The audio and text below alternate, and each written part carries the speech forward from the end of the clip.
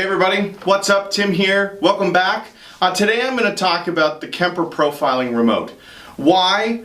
Because it comes up a lot for Kemper users. And I'm a Kemper user. I'm an active member of a number of different Kemper communities.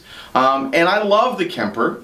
I've chosen it over Axe-Fx and Helix. Maybe I'll get into why I did that at some point. But I find one of the first questions people ask when they are going to jump from the land of tube amps and pedals to the Kemper is, should I get a remote with my Kemper, right? The remote is awesome for a few different reasons. First of all, its size. I love how compact this is.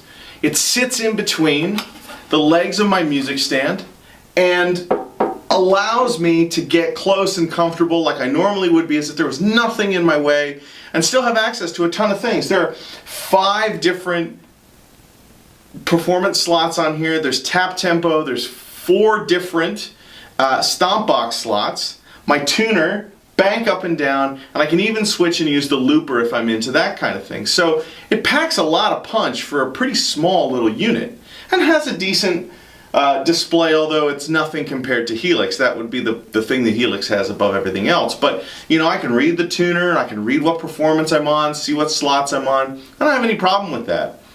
One of the other things I really like about it is how much it costs. It's actually not expensive when you compare it to other controllers, especially MIDI controllers. And I mean, you could go out and buy a Behringer foot controller, but those are big and clunky and ugly, and you have to set them up. Whereas I guess the next thing to say about the Kemper remote is it just works with the Kemper. You don't have to think twice about how to set up MIDI CC messages or anything like that, or PC messages. It's just there. It's already done. It's already programmed. There's no brains about it. I also like that it's powered through the Ethernet cable that's provided when you buy the remote. Which again, if you're in a space where, you know, I am the music director and sort of responsible for all of the things from the look and feel and sound of the music that we play on weekends, and I hate cables laying around. I just hate extra cables. I have gone on a mission in the last 3 years to basically get rid of all the extra cables that I can.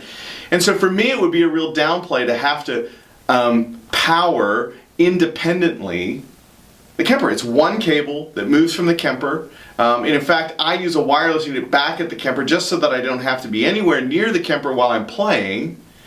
And I can run the foot switch out to me. That's a huge value. It's got 4 expression slots. I've never even used 2 of them.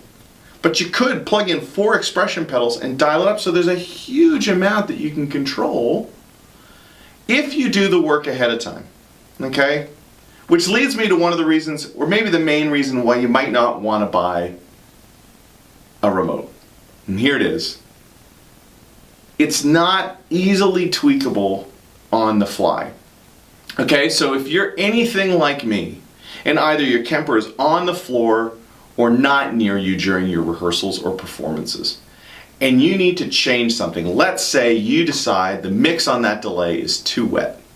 Or let's say, whoops, I got out here and I forgot to actually put one of my effects in one of the 4 slots for this performance. I need a POG type effect, which is in the Kemper and does a good job, but if I don't assign it to one of the 4 foot switches, it doesn't get assigned on its own. Okay? So what that means is that, and to assign it, you have to hold the button on the foot switch, on the remote, and then hit the button that corresponds to that effect slot on the Kemper. You see where I'm going with this? I perform 15 or 20 feet away from my Kemper. I rehearse 15 or 20 feet away from my Kemper from time to time. I've got a setup where it goes. I know some people put theirs in racks, okay, and it's at the back of the stage. Well, what happens if I want to make a change? Forget the fact that I can't change any of the settings like mix or delay time or modulation or, you know, anything like that. I've got no knobs and switches to switch. And so it's actually really inconvenient to use from that perspective. And so, you know, I'm about to go on a bit of a journey. I've got here my JHS Panther Cub that I got in a trade a little while ago, and I started thinking about this topic around the same time I got this pedal. And here's what I love about having this pedal at my feet. Here's my mix knob, here's my feedback knob, here's my modulation effects, here's my tap divisions. I can change all that stuff, plus I've got an effects loop and tap expression. I've got a bunch of stuff that if I just bend over and look at it, I can turn the knob and make it change. I was talking to somebody about this very thing. They had to go and do a performance, and this guy is an avid Kemper user. And he needed to go do a performance for 4 or 5 artists on the same night. And there were some people who were saying, man, you should take the Kemper remote because, you know, you'll be representing Kemper and you'll be a better Kemper user if you do that. And I just thought that was total bull. I just thought, look, guys, what you need is to get sounds easily in that situation. So here's what I would encourage you to do if you're going to buy a Kemper. You need to think about, how am I going to use my Kemper? Do you have time every week to set up the sounds that you're going to use in your songs? Do you want to invest the time to make sure that your performance slots are exactly what you want? Or can you rehearse in such a way that you can edit on the Kemper itself before performance time comes? And make sure that you have time built in to dial in the effects and dial everything in. If you can do that, buy the Kemper remote. It's a great tool. We have one here at our church.